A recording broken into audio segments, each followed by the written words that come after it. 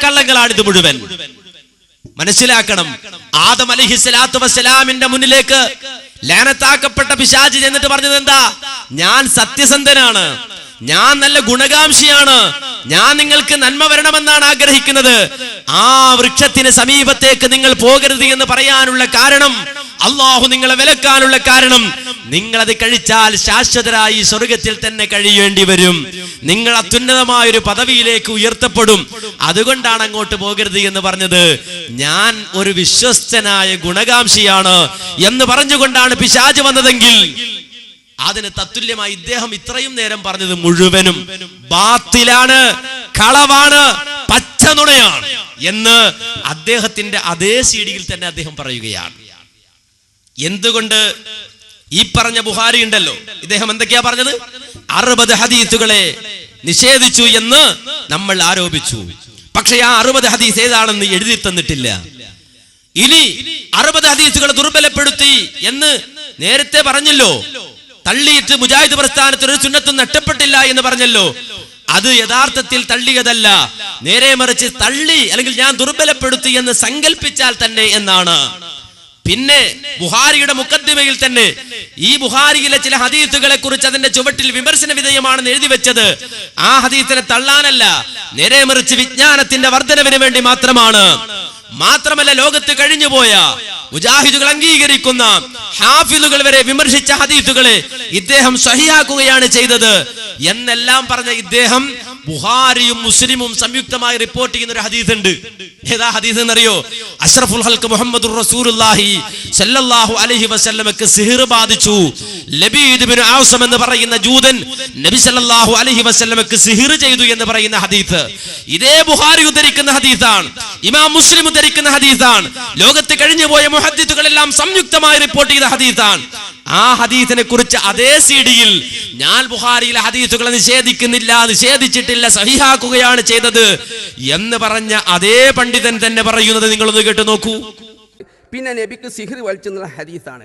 അത് ഞാൻ അതിൻ്റെ സനദിൻ്റെ അടിസ്ഥാനത്തിലും ആശയത്തിൻ്റെ അടിസ്ഥാനത്തിലും ഞാൻ ദുർബലമാണ്, അസ്വീകാര്യമാണ് എന്ന് ഞാൻ എഴുതിയിട്ടുണ്ട്. അത് എഴുതിയത് കൊണ്ട് മുജാഹിദ് പ്രസ്ഥാനം പിന്തുടർന്ന ആശയാദർശത്തിന് എന്താ കൂട്ടരെ, എന്താ കുഴപ്പം സംഭവിച്ചുള്ളത്? ഹലോ, അപ്പൊ ഇദ്ദേഹം ഇത്ര നേരം പറഞ്ഞെന്താ? ഞാനൊരു ഹദീസിനെയും തള്ളിയിട്ടില്ല, തള്ളി ഹദീസ് ഏതാ നമ്മൾ അങ്ങോട്ട് എഴുതി കൊടുക്കണം. വേറെ പണിയുണ്ട് ഞങ്ങൾക്ക്. സുല്ലമിയുടെ പുറകെ നടന്നിട്ട് നിങ്ങൾ തള്ളി ഹദീസ് ഏതാ അത് ഇങ്ങനെ എഴുതി മൂപ്പർക്ക് തന്നെ കൊടുക്കേണ്ട ഗതികേടൊന്നും ഞങ്ങൾക്കില്ല. നേരെ മറിച്ച് അദ്ദേഹത്തിന് ബുഖാരിയിൽ വല്ല ഹദീസിൽ സംശയം ഉണ്ടെങ്കിൽ വന്നാൽ നമ്മുടെ അറിവിനനുസരിച്ച് പറഞ്ഞു തരാം. പക്ഷെ അതിന് മൂപ്പരിട്ട് ഒരുക്കല്ല. കാരണം എന്ന് വെച്ചാൽ മൂപ്പര് പറയണത് ഞാൻ മുഴുവൻ വായിച്ച ആളാണെന്ന്. നിങ്ങളൊട്ടും വായിച്ചിട്ടില്ല, ആയിക്കോട്ടെ ഞങ്ങൾ ഒട്ടും വായിച്ചിട്ടില്ല, നിങ്ങൾ മുഴുവൻ വായിച്ചതിനെ നിഷേധിക്കാനാ? മുഴുവൻ വായിച്ചിട്ട് അത് തള്ളാനാണെങ്കിൽ പിന്നെ വായിച്ചിട്ട് കാര്യമുണ്ടോ? അപ്പൊ മാന്യ സഹോദരങ്ങളെ മനസ്സിലാക്കേണ്ടതുണ്ട്. എന്താ ഇവിടെ പറയുന്നത്? അപ്പൊ സിഹ്ർ വലിച്ചു എന്ന് പറഞ്ഞ ഹദീസ് അത് ദുർബലപ്പെടുത്തി, അതുകൊണ്ട് മുജാഹിദക്ക് എന്താ സംഭവിച്ചത് എന്നാണ്. അതെന്താ സംഭവിച്ചെന്ന് ഇൻഷാ അല്ലാഹ് പിന്നീട് പറയാം. പക്ഷെ ഇതിനെ തള്ളാൻ പറ്റുമോ? ബുഖാരിയിലെ ഈ ഹദീസിനെ തള്ളാൻ പറ്റുമോ? നിങ്ങൾ പറയണം. ഇവിടെ വന്ന് പ്രസംഗിച്ച മുസ്ലിയാര് അദ്ദേഹം തള്ളും ഈ ഹദീസിനെ. ഇവിടെ വന്ന് പ്രസംഗിച്ച മുസ്ലിയാരുണ്ടല്ലോ, ആ മുസ്ലിയാർ തള്ളും. അതുപോലെ തന്നെ നമ്മുടെ നാട്ടിൽ ഈ രംഗത്ത് തന്നെ സജീവമായി നിലകൊള്ളുന്ന മറ്റൊരു മുല്ലയുണ്ട്, അലിമുല്ല, അദ്ദേഹം ഇത് തള്ളും. ഏത്? ഈ ബുഖാരിയിലെ ഹദീസിനെ തള്ളും. എന്നാൽ അതേ ഗ്രൂപ്പിൽ തന്നെ പെട്ട റഊഫ് മദനിയോ അദ്ദേഹത്തോട് ചോദിച്ചു, അല്ല ബുഖാരിയിലെ ഈ ഹദീസ് തള്ളാൻ പറ്റുമോ? അദ്ദേഹം പറഞ്ഞ മറുപടി നിങ്ങൾ ശ്രദ്ധിച്ചോളൂ.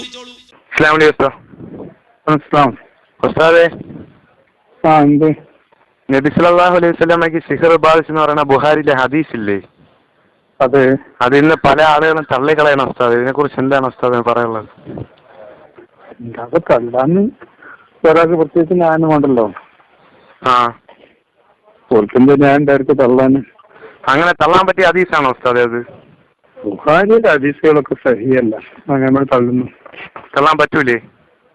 ഇല്ല. അപ്പൊ പിന്നെ നബി സല്ലല്ലാഹു അലൈഹി വസല്ലമക്ക് സിഹ്ർ ബാധിച്ചെന്ന് പറയുന്ന ഹദീസിനെ തള്ളിയിട്ടുണ്ട് ഉസ്താദ് നമ്മളെ തിരുവനന്തപുരത്ത്, കേരളത്തില്? അത് എനിക്കറിയാം, അങ്ങനെ ഒരു ഒഴിവുണ്ട് ഇപ്പൊക്കെ എനിക്കറിയാം. പക്ഷെ നമ്മളിപ്പോ എന്താ ചെയ്യാ? ഇവര് നമ്മളെക്കാളും പ്രഗത്ഭരായവരും ഹദീസിന്റെ മാനദണ്ഡം പഠിച്ചവരുമായ ആൾക്കാരാണ്. ഇപ്പൊ ഹദീസ് പിന്നെ സഹീൽ ബുഖാരിയിൽ എഴുതി വെച്ച ബുഖാരി എന്ന് പറഞ്ഞാൽ ആ നിലക്ക് കഴിവുള്ള ആളുകളാണ്. അത് കഴിഞ്ഞ ഇത്രയും നൂറ്റാണ്ടിനിടയിൽ മുസ്ലിം ലോകത്ത് വന്ന നമ്മളൊക്കെ ബഹുമാനത്തോടു കൂടി പറയുന്ന മുത്തദ്ദികളായ പണ്ഡിതന്മാരാരും ആ ഹദീസിനൊന്നും ചോദ്യം ചെയ്യാൻ പോയില്ല. ബുഖാരിയുടെ ഹദീസുകളിൽ ആക്ഷേപം പറയപ്പെട്ടിട്ടുണ്ട്, ബൈഹഖിയൊക്കെ ആക്ഷേപമുണ്ട്. അദ്ദേഹം ഈ ഹദീസിനെ പറ്റിയൊന്നും പറഞ്ഞില്ല. ഇന്നിപ്പോ കേരളത്തിലെ നമ്മളെ സലഫി നേതൃത്വം നൽകിയ പണ്ഡിതന്മാരും നിസ്സാരന്മാരൊന്നുമല്ല. അവരും ഈ ഹദീസൊക്കെ പഠിപ്പിച്ചത്. ഞാനൊക്കെ ജമിയത്തുലമയുടെ കോളേജിലാണ് പഠിച്ചത്. അവരൊക്കെയാണ് ഈ ഹദീസ് ഞങ്ങൾക്ക് പഠിപ്പിച്ചു തന്നത്. അപ്പൊ അത് ഖുർആന്റെ നിരക്കാത്തതോ ബുദ്ധിക്ക് നിരക്കാത്ത ഒരു കാര്യമാണെങ്കിൽ ഓരെന്റെ ന്യായം പറഞ്ഞിട്ടുണ്ട്. എന്താണ് എന്റെ അത് സ്വീകരിക്കാനുള്ള കാരണം എന്താന്നുള്ളത് കേരളം തള്ളുന്നതിന് യാതൊരു ന്യായം കാണില്ല. ഇപ്പൊ തള്ളിനിപ്പോ നമ്മളെന്താ ചെയ്യാ? കണ്ടോ? അപ്പൊ റഊഫ് മദനി ചോദിക്കണ തള്ളാൻ ഒരു ന്യായവും ഞാൻ കാണുന്നില്ല. ഞാൻ ജമിയത്തുൽ ഉലമയുടെ കോളേജിൽ പഠിച്ച ആളാണ്. ആരാ പറയുന്നത്? അബ്ദുർ റഊഫ് മദനി. മദീനത്തുൽ ഉലൂം അറബി കോളേജിൽ പഠിച്ച ആളാണ്. എന്നെ പഠിപ്പിച്ച ആള് രണ്ടത്താണ് സെയ്ദ് മൗലവിയെ പോലുള്ള അഗ്രേസരന്മാരായ പണ്ഡിതന്മാരാണ്. അവരാണ് ബുഖാരിയിൽ നിന്ന് ഈ ഹദീസ് എനിക്ക് ഓതി പഠിപ്പിച്ചെന്നത്. ബുദ്ധിക്ക് നിരക്കാത്ത ഖുർആനിന് വിരുദ്ധമായ ഒരു ഹദീസ് ആയിരുന്നുവെങ്കിൽ അവരിത് പറഞ്ഞു തരുമായിരുന്നില്ലേ? അപ്പൊ എനിക്ക് തള്ളാൻ പറ്റൂല എന്നാണ് റഊഫ് മദനി പറയുന്നത്. എന്നാൽ ഇവിടെ പുതുതായി ഇറക്കിയ CD-യിൽ പോലും മടവൂരികൾ പറഞ്ഞുകൊണ്ടിരിക്കുന്നത് എന്താ?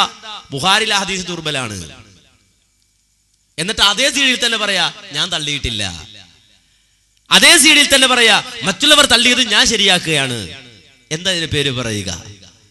എങ്ങനെയാണ് ഇതിനെ ന്യായീകരിക്കാൻ കഴിയുക? ഇനി ഇത് അബ്ദുർ റഊഫ് മദനിയുടെ വ്യക്തിപരമായ അദ്ദേഹത്തിന് മാത്രമുള്ള ഒരു അഭിപ്രായമാണോ? അല്ല. നേരെ മറിച്ച് ചെറിയ മുണ്ടത്തെ വിളിച്ചു ചോദിച്ചു, അല്ല ബുഖാരിയിലെ ഹദീസ് തള്ളാൻ പറ്റുമോ? ബുഖാരിയിലെ ഈ ഹദീസ് തള്ളാൻ പറ്റുമോ? ഏത് ഹദീസ്? നബി സല്ലല്ലാഹു അലൈഹി വസല്ലമക്ക് ലബീദ് ഇബ്നു അസ്സം എന്ന് പറയുന്ന ജൂതൻ സിഹ്ർ ചെയ്തു, അതിന്റെ പ്രയാസം റസൂൽ അനുഭവിച്ചു എന്ന് പറയുന്ന ഇമാം ബുഖാരി ഉദ്ധരിക്കുന്ന ഹദീസ്, അത് സ്വീകരിക്കാൻ പറ്റുമോ അതോ തള്ളിക്കളയണോ? ചെറിയ മുണ്ടത്തോട് ചോദിച്ചു. ആ സമയത്ത് ചെറിയ മുണ്ടൻ പറഞ്ഞ മറുപടി കേട്ടോളൂ. ഈ ബുഖാരി